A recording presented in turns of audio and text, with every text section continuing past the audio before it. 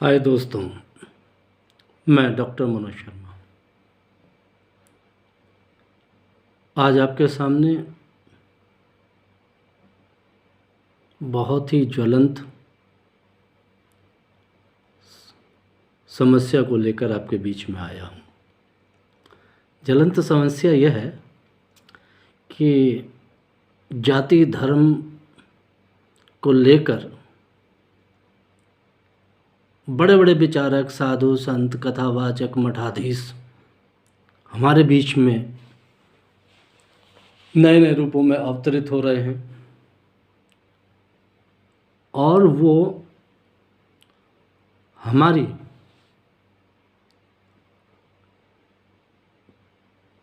भावनाओं के साथ में जो खिलवाड़ करते हैं उसको लेके थोड़ा मन व्यथित हुआ। इसलिए मैं आप लोगों के सामने आज उपस्थित हुआ हूँ। दोस्तों, ऐसा नहीं कि धर्म में मैं विश्वास नहीं करता, भगवान में मैं विश्वास नहीं करता, लेकिन आडंबरों में अवश्य मैं विश्वास नहीं करता।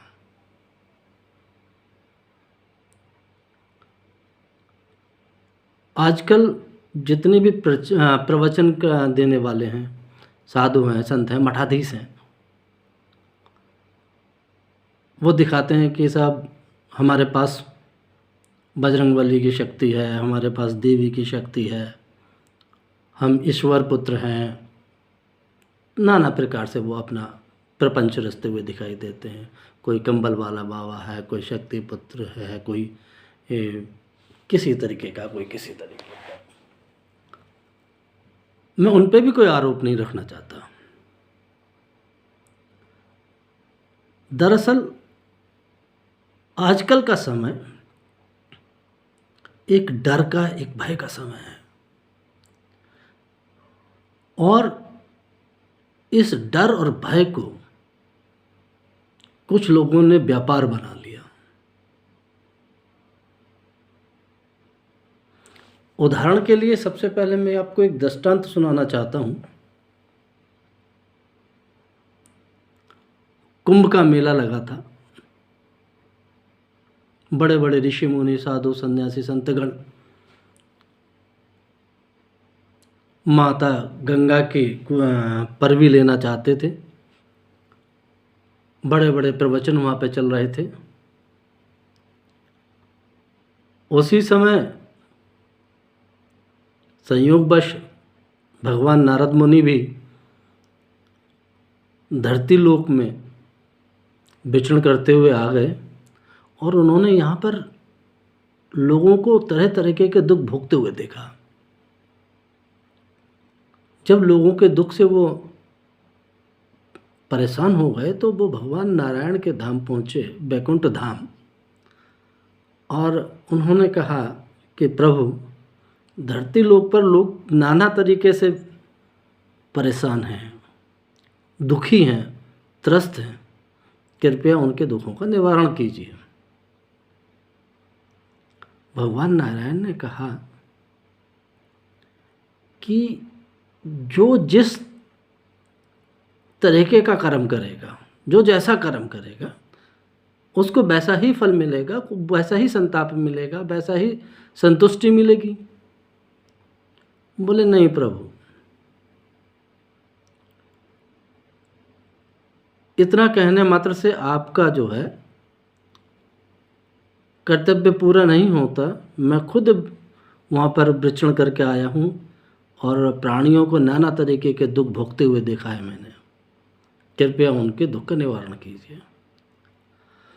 भगवान नारायण बोले ठीक है, जब तुम्हें इतना ही दुख है और इतना ही संताप है तो आप जो है किन्हीं दो लोगों को पहले मोक्ष के लिए तैयार कर लीजिए, मैं उनको अपने धाम में जगह दूंगा, बैकुंठ धाम में जगह दूंगा। नारद बोले वहाँ तो करोड़ों की संख्या है, अरबों की संख्या है, और भगवान केवल दो के लिए कह रहे हैं। दो लोगों को तो मैं यूं ही जाके उठा लाऊंगा। तो भगवान ने पूछा, नारद क्या सोच रहे हो? बोले कुछ नहीं प्रभु, जैसी आपकी आज्ञा। मैं गया और अभी आया। बोले ठीक है। भगवान ने अपना 2 सीटर यान नारद जी को पकड़ा दिया। भगवान नारद जो है उस यान को लेके महाकुंभ की तरफ जब पहुँचे, वहाँ पर ऋषि मुनिगण आम जनता में प्रवचन कर रहे थे और मोक्ष का रास्ता बता रहे थे, किस तरीके से हमें सद्वचन करने चाहिए, किस तरीके से कार्य करना चाहिए जिससे हमें मोक्ष प्राप्त हो। भगवान नारद को देख के सब लोग हाथ जोड़ के खड़े हो गए। उन्होंने स्वागत किया, आने का कारण पूछा। तो भगवान नारद बोले कि मैं बैकुंठ धाम से आया हूँ और मेरी इच्छा है कि कोई भी 2 व्यक्ति मेरे साथ चलें ताकि उन्हें मैं बैकुंठ धाम में स्थान दिला सकूं। और इससे अच्छा ये होगा कि महामुनि आप प्रवचन दे रहे हैं और इतना अच्छा कार्य कर रहे हैं, क्यों ना मैं आपको ही सबसे पहले बैकुंठ धाम लेके चलूं।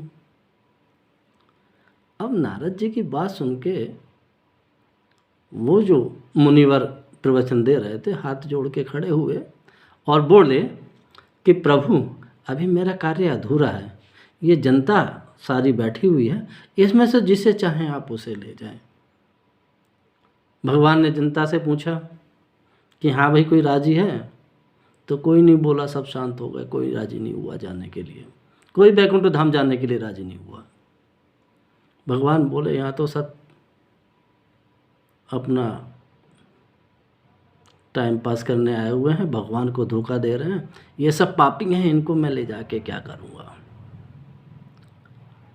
अब उन्होंने वहाँ से अपना यान उठाया और भ्रमण पे निकल गए।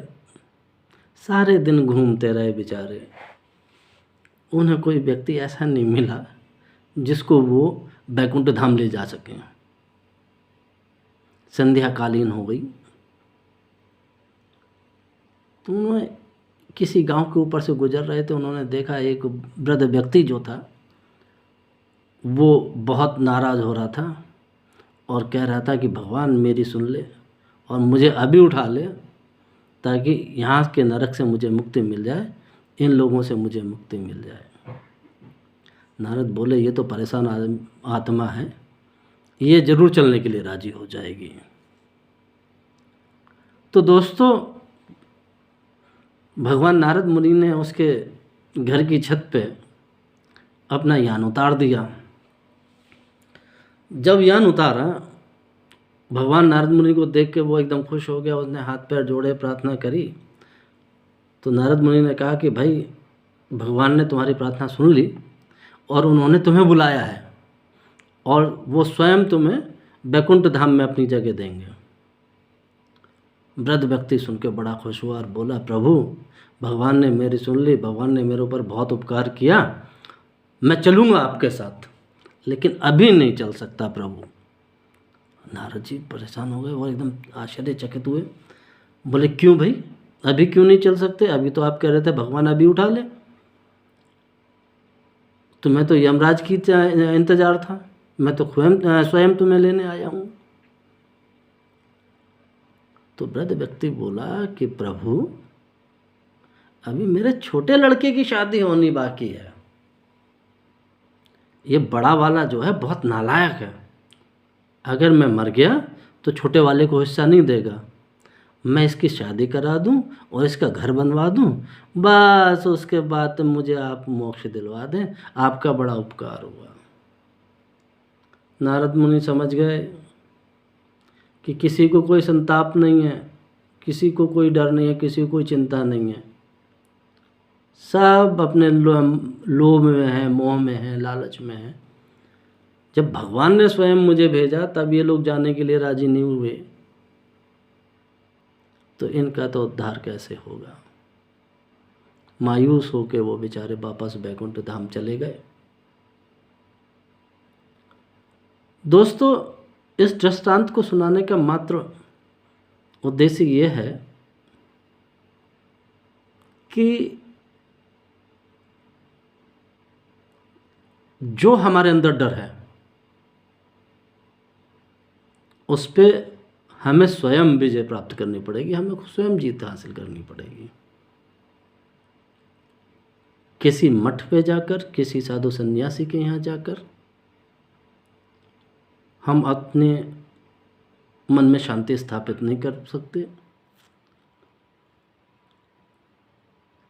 इसी क्रम में मैं फिर आपके सामने हाजिर होऊंगा धर्म पर चर्चा को लेकर अपने नए एपिसोड में। धन्यवाद, नमस्कार।